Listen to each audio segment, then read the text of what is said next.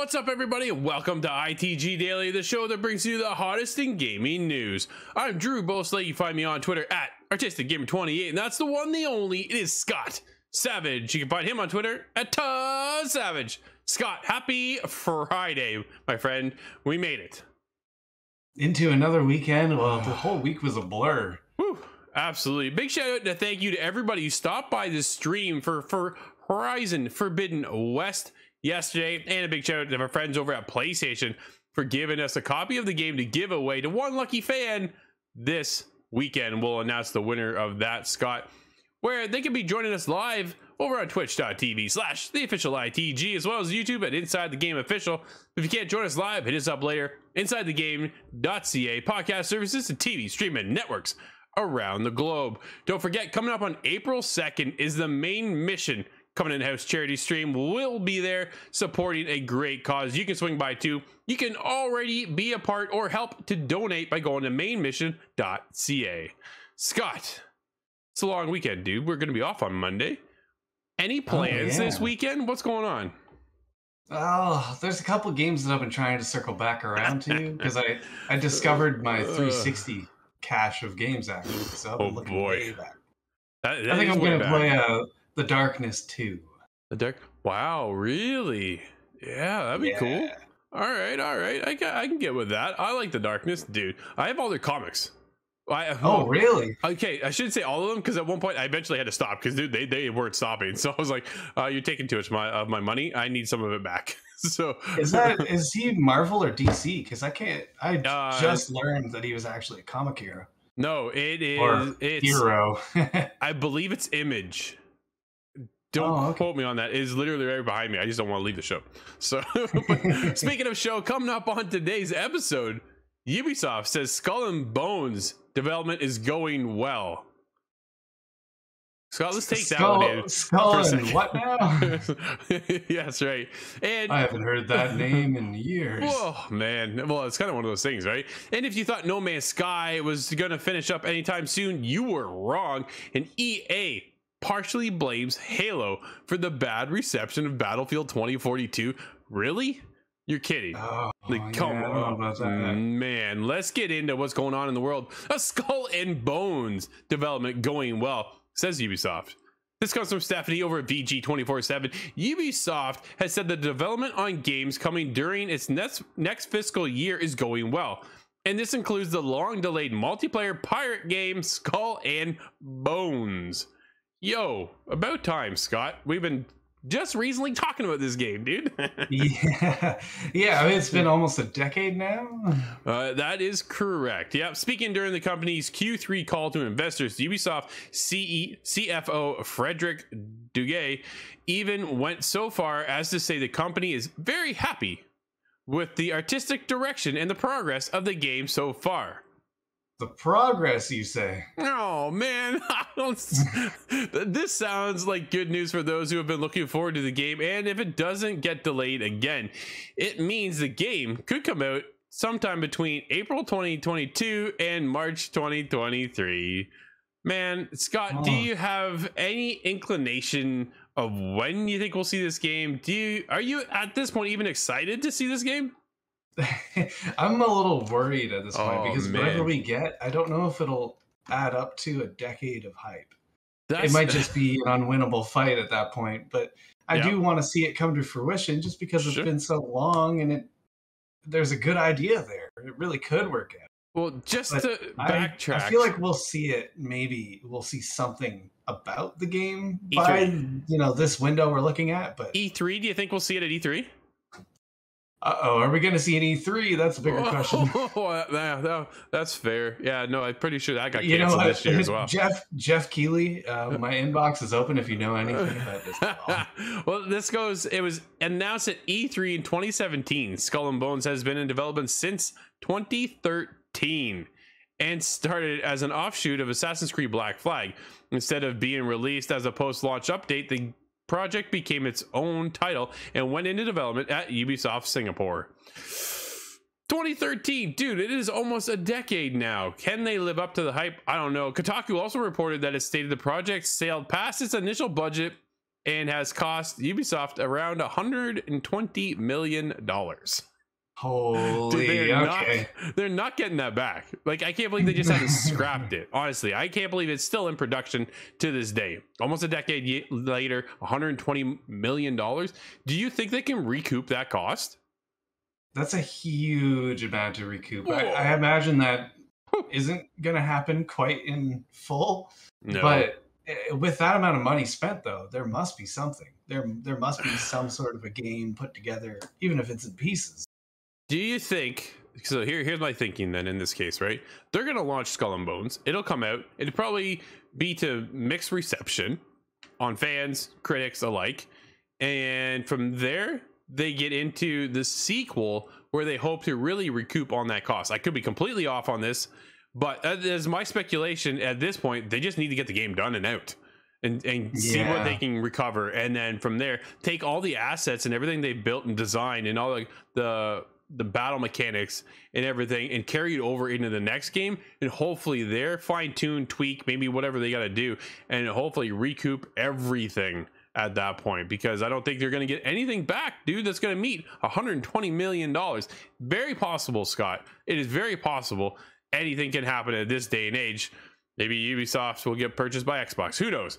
But it's just one of those things, right? You kind of joke around, but at the same time, hopefully, man, I was hyped for this game, and not at the very beginning, because when it was first announced, it's like, you are the ship, dude. Do you remember hearing that at all? You are the ship. I was like, whoa, what?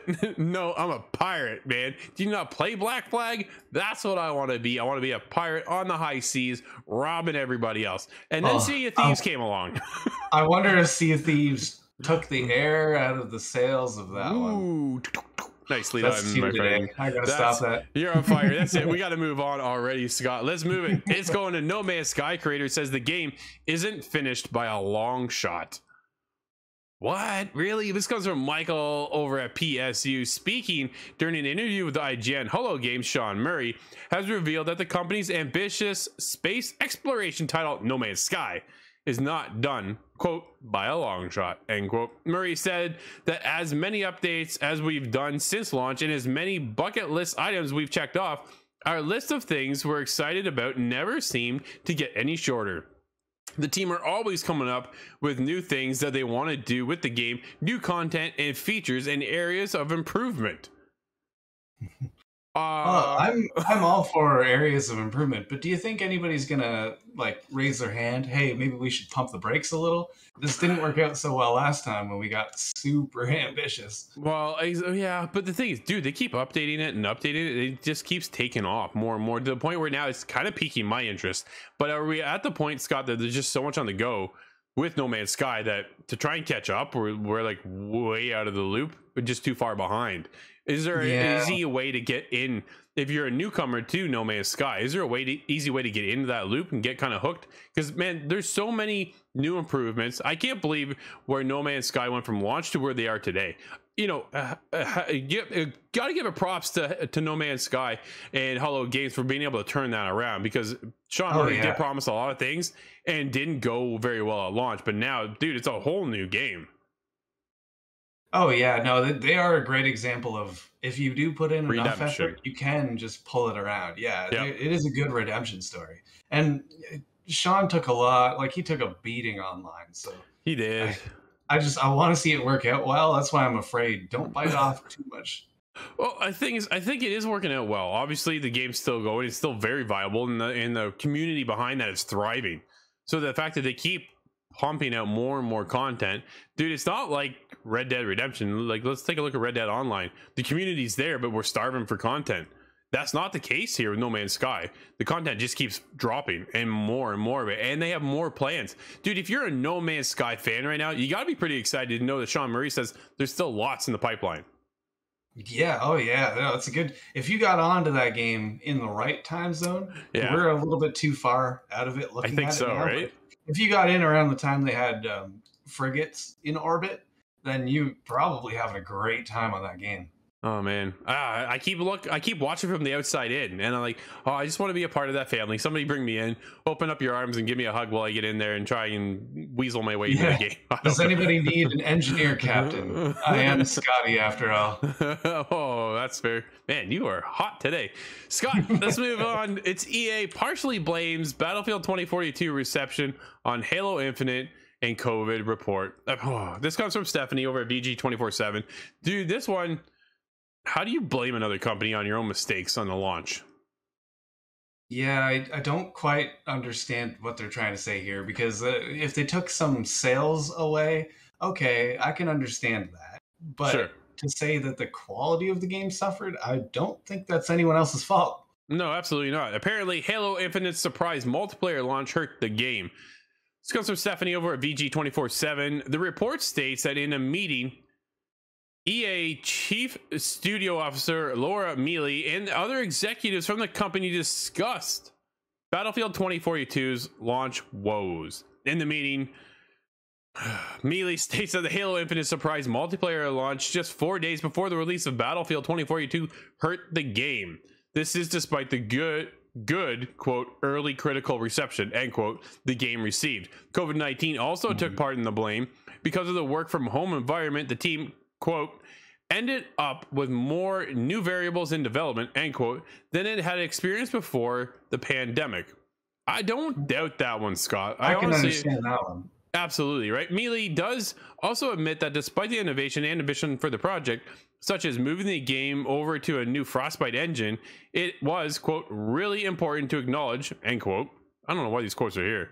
When there were misses, and this was certainly the case with the Battlefield launch, which, quote, failed to meet expectations, end quote, of players, and also, man, quote, also clearly missed, end quote, EA's expectations. Dude, they missed everybody's expectations. Yeah, I'm not certain if there's anybody out there that got it and went, yeah, this was the best Battlefield. I just I would have expected somebody internally to kind of give that reflection back, but sure, apparently not. No. Maybe that guy's internet cut out and they weren't able to talk to him. Oh, I understand where they're coming from with the Halo perspective, right? Dude, they just like stealth dropped that thing 4 days beforehand, and it took every Halo fan right back to where they were way back when the game initially launched, right? They brought back that multiplayer old school feel of what we all know and love of Halo. So everybody tuned right in. Everybody was on that game, and it floored through. But even without that, Scott, Battlefield 2042 launches, and it still has all the same issues, all the same problems. There's no VoIP message, like there's no voice channel whatsoever to talk about. There's no scoreboard. Like you can still list all the things that went wrong with the game at launch. Does that matter at this point, Scott, to start blaming somebody else? I don't think so. I can't agree with that. And it's funny because EA is actually usually the one that does that to other games. They'll drop a game right in the middle of a release window of another game and usually destroy that one. Now, the funniest case of that I can point to is when EA killed its own Titanfall with Battlefield, I believe. Yeah. I think that was Battlefield 1 and Titanfall 2 had come out, and it just completely, they took the wind out of their own sails in that one. So sure did. Although they are qualified to recognize that situation, I don't think it applies here. Yeah, so some players were so fed up with the game, a petition was even created asking EA to provide refunds to players no matter the length of time spent within it.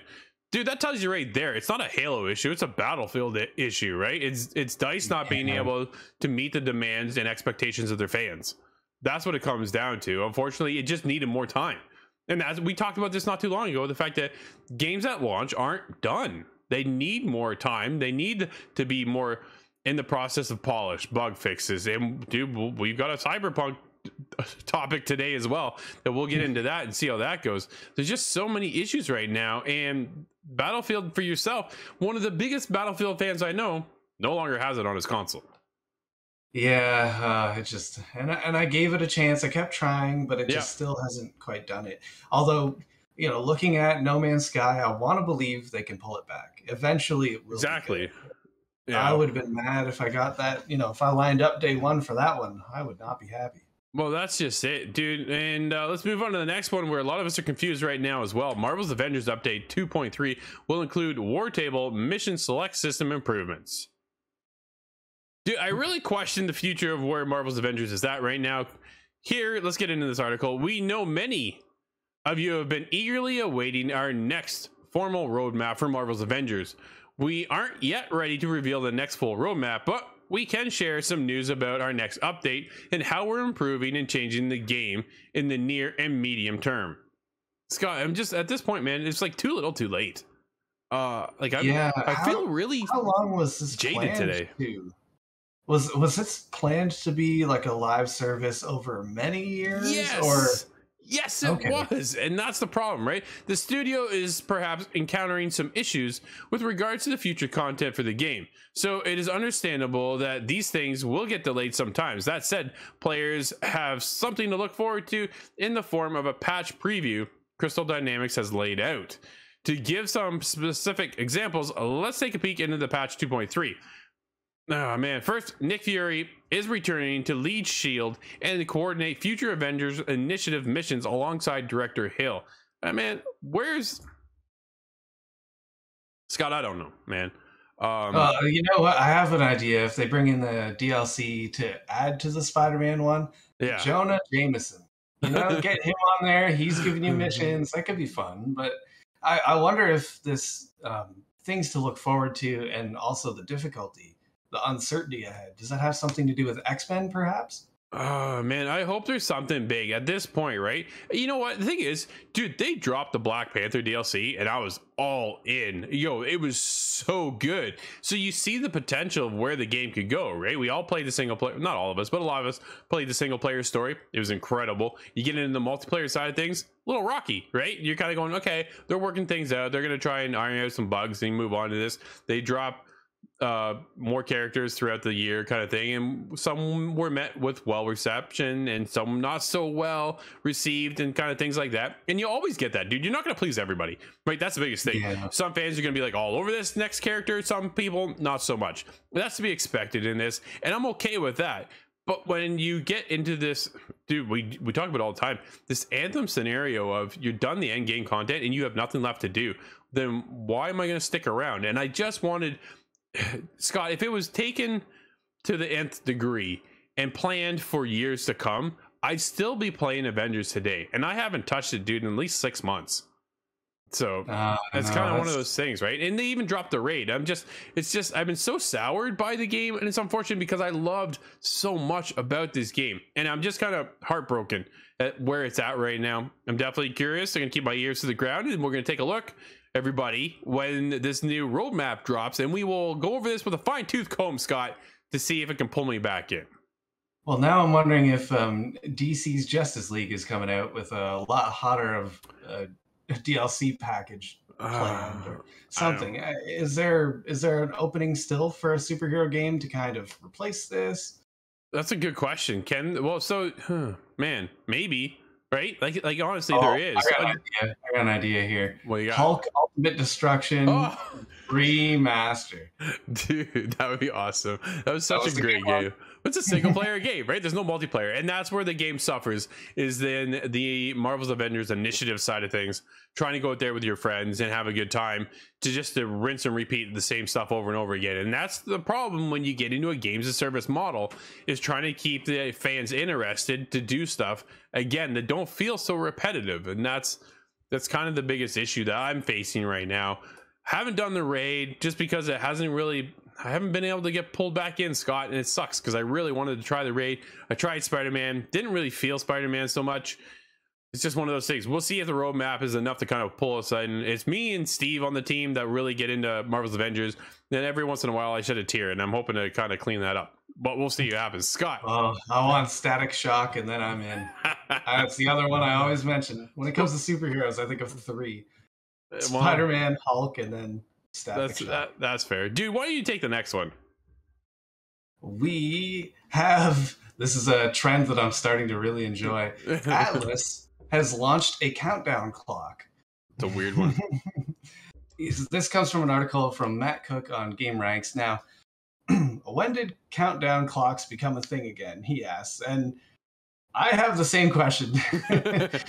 Atlas has launched a countdown clock, and that is the second one launched this week, Capcom being the first. And we still don't really know what that one's about, but adding to the mystery, the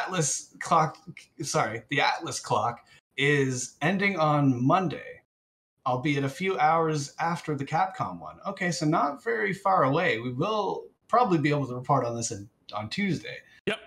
But the countdown can be viewed at the website soulhackers.jp, which appears to be a not so subtle reference to the Devil Summoner games. I'm not familiar with Devil Summoner. No, not me either, man. I got nothing. But either way, another countdown. Scott, are you looking forward to see what Atlas has? I'm super curious. Anytime they do this kind of a teaser before it comes out, I think there might be something good there. There's a reason they want to build suspense. Absolutely. Scott, we just had a recent update too in the world of Cyberpunk 2077 devs probing crash issues on PS4 and PC. Man, no answers yet. Crashes affect disc versions of PS4, sound drivers on PC. Like, dude, the issues with Cyberpunk just kind of keep continuing. And it's really too bad, man, because they were so hyped to reveal this next bit of an update, right? Patch 1.5. We talked about it earlier. We covered it. I jumped back into the game. Works just fine for me. But I'm on Xbox, the Xbox Series X. Maybe that's where it seems to be the difference. I remember, dude, we were talking about this off camera.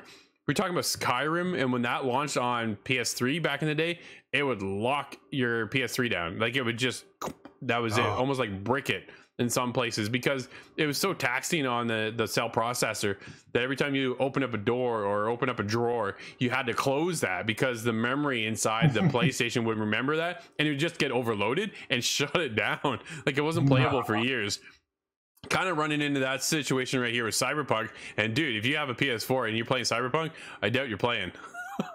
No, are they ever going to get to a point where it's not buggy? And do we want it to get there now? It's almost like it would be a different game if that were the case. And is there just a certain amount of bugs that we accept, like a Bethesda kind of thing, where it's like, okay, I can ignore this, but it seems to be pretty drastic issues if it's causing, absolutely, crash. You can't ignore that one. Not at all, right? So Cyberpunk 2077's long-awaited next-gen patch fully went live on Tuesday, but already seems to be causing a rather significant problem for PS4 owners. CD Projekt Red told players on Wednesday that it's investigating reports that the PS4 disc version won't launch after patch 1.5 is applied. Dude, you can't even start the game. Oh, man. Well, you know what? That's almost better than starting the game and then 10 minutes later it crashes, but it's not better by much. I don't know. I know there's a region lock issue going on with the game right now as well. If you're on Xbox, it sounds like you're okay to go. If you're not, you might not even get to play it. It's just disappointing because so many people were so hyped. Dude, it's been 2 years since the game launched, and they still can't play it on a PS4. They need to get Hello Games to conference call them because they've figured it out. They have set the mold for redemption, and everybody wants to see CDPR do it. Yes, absolutely. Dude, we do have a game today that is out, and it is a big one. We streamed it yesterday. What is it? I didn't think you were even going to let me say it. That is Horizon Forbidden West is now available on PlayStation 4 and 5. In the West, war is the rule. Peace. Yeah, dude, I'm excited for this game. This game is fantastic. I'm excited for everybody to finally get their hands on it and get into this game. We'll see what happens in the future, because now at this point, I'm ready to go. Dude, I want that platinum. This is it for me. Let's wrap this up. I want to see when we lead into some DLC, hopefully. And I want to be able to talk about it with everybody else. I think that's the biggest thing, right? Yeah. Because now we're just kind of waiting and waiting. But Scott, we don't have to wait any longer because everybody has it now today. We have some tips videos up as well. You can go check them out over on YouTube at Inside the Game Official. And you can also be joining us live on twitch.tv/theofficial ITG. But if you can't be joining us live, hit us up later. InsideTheGame.ca, podcast services and TV streaming networks around the globe. Scott, that's today's show. And it is a long weekend, so we will be back on Tuesday. Everybody, I'm Drew. That's Scott. And we'll see you inside the game.